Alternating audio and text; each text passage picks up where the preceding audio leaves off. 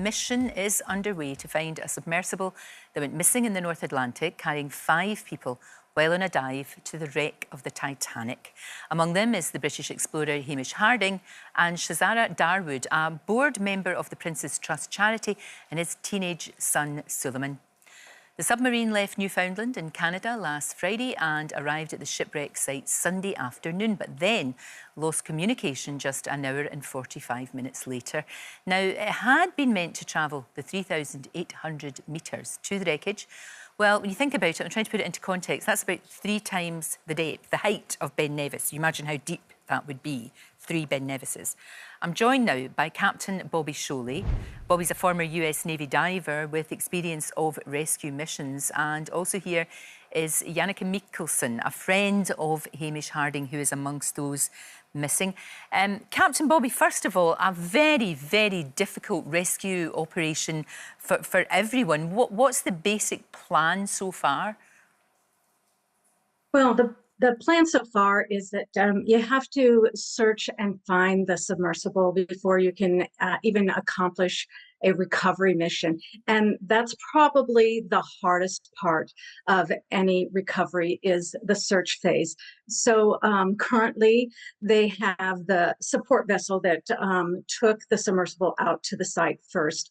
And then both the Canadian and the U.S. Coast Guard have vessels on scene right now as part of the search mission. And also the Canadian Armed Forces have sent out a specialized anti-submarine search vessel that has deployed sonobuoys in the area, which is searching within the water column. So they're searching the surface of the ocean and within the water column at this time, looking for the submersible. So there's a very complex plan in place searching for the vessel. So that's step one in this whole complex operation.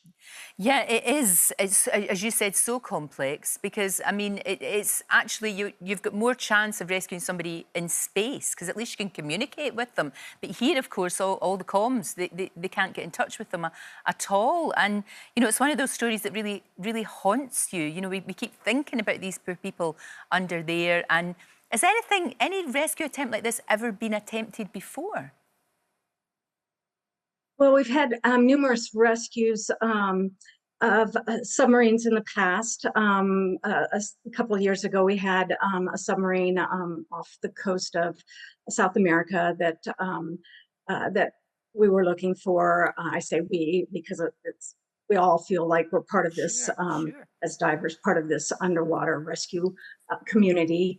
And so this is something that this organization of international comrades do when we have anybody that's lost under the surface of the ocean.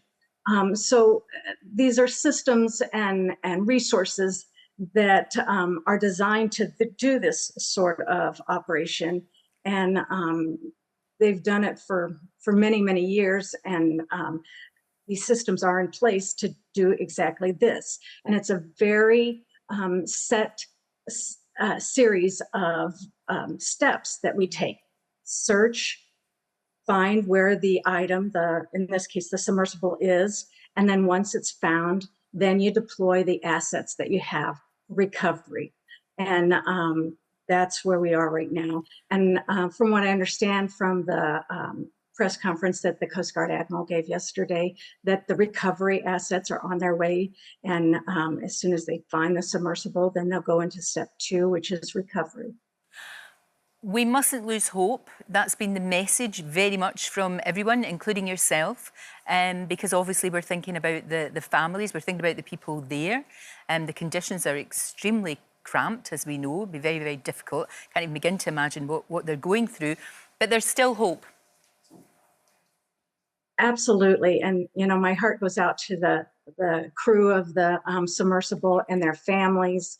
But I know some of these people that have been involved in this operation, and I know how the men and women that are out there doing the search and recovery, and they are determined and they're doing everything they possibly can. So I know we're under a timeline here, but I still have a lot of hope that that this can be a successful operation. Well, thank you for now, Captain Bobby. Thank you very much indeed. Good to sort of talk to you on a more optimistic note, because we're now going to talk to Jannica Mikkelsen, who's a friend of Hamish Harding, who we know is one of those trapped under there. Jannica, so difficult for you because that's your friend. He's there. We know he's a risk taker. He's an adventurer, obviously very aware of the dangers. But you always never think it's going to happen, don't you? No, you can't. If you're going to be an adventurer, an explorer, you can't have a shred of doubt in your mind. And I do believe that Hamish will be calm and collected. And he's experienced as a submersible pilot, so he will know how to work through the checklist and go through all options possible to return the crew safely together with the pilot on board. I hope so. Have you had a chance to talk to any of his family at all? We're just obviously, our thoughts are with all the families of the people there, because they must be going through absolute hell at the moment. I am in contact with Hamish's wife, and I do not envy their position in any way possible. I myself haven't slept a minute during the night. I can't imagine what his family is going through. Well, this is the problem, because we can't communicate with them. We don't know. How do they communicate with them anyway? I mean, we're told it's by text. Correct. So you can send small text codes down to the submersible that can be read. Now, I believe that the communication is completely broken, so I don't think they are receiving anything, but this is the only way you can communicate with a submersible. Which again is incredibly frustrating for those trying to find them. Captain Bobby, who we're talking to there, though, says we mustn't give up hope.